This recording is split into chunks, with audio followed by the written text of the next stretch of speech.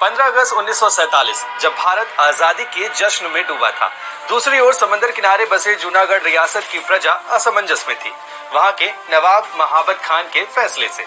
तभी उस वक्त के भारतीय गृह मंत्री सरदार वल्लभ भाई पटेल ने ऐसी रणनीति बनाई कि 3 महीने के ही अंदर यानी 9 नवंबर 1947 को जूनागढ़ भारत का हिस्सा बन गया। तो क्या थी वो रणनीति और आखिर क्यों कहा जाता है कि पाकिस्तान ने जूनागढ़ के चक्कर में कश्मीर को गवा दिया, जानते हैं आज के एक्सप्लेनर में। भारत के बंटवारे के बाद अंग्रेजी हुकूमत ने इंडियन इंडिपेंडेंस एक्ट 1947 लागू किया। इसके तहत लैप्स ऑफ पैरामाउंसी ऑप्शन दिया गया।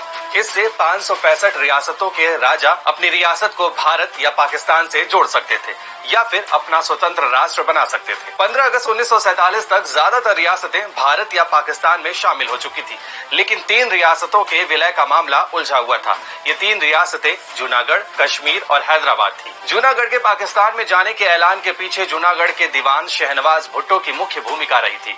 शहनवाज उस वक्त सिंध से मुस्लिम लीग के नेता थे और मोहम्मद अली जिन्ना के करीबी थे। War and peace in modern India में श्रीनाथ राघवन लिखते हैं कि शहनवाज जुलाई 1947 में जिन्ना से मिलते हैं। जिन्ना शहनवाज से बंटवारे की तारीख तक शांति बनाए रखने को कहते हैं।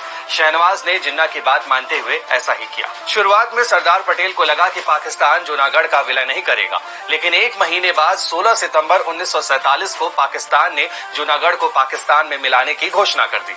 इसका भारत ने विरोध भी किया। इधर पटेल ने पाकिस्तान को एक बार फिर से इस पर विचार करने के लिए कहा, साथ ही जनमत संग्रह कराने की पेशकश भी की, लेकिन पाकिस्तान ने इसे नकार दिया।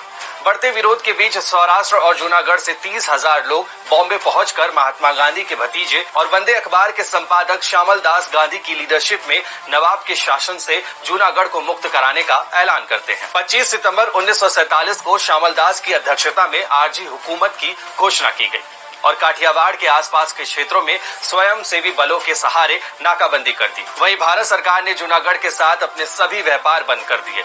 इससे वहां पर खाने के लाले पड़ने लगे और रियासत में विद्रोह की स्थिति भी पैदा होने लगी।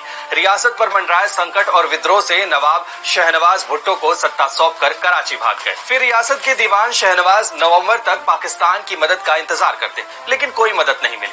जब शहनवाज को लगा कि अब विद्रोह को संभालना उनके बस की बात नहीं है, तो उन्होंने 8 नवंबर को दरख्वास्त दी कि आरजी हुकूमत नहीं बल्कि भारत सरकार जूनागढ़ का कब्जा ले ले। इतिहासकार और महात्मा गांधी के पौत्र राजमोहन गांधी ने अपनी किताब पटेल अ लाइफ में लिखा है कि सरदार को कश्मीर में कोई खास दिलचस्पी नहीं थी, लेकिन जब जिन्ना ने अपने ही धार्मिक आधार पर बंटवारे के सिद्धांत के खिलाफ जाकर जूनागढ़ को पाकिस्तान में जोड़ने की कोशिश की, तो पटेल ने कश्मीर में भी दिलचस्पी ली और फिर पाकिस्तान को कश्मीर से भी हाथ धोना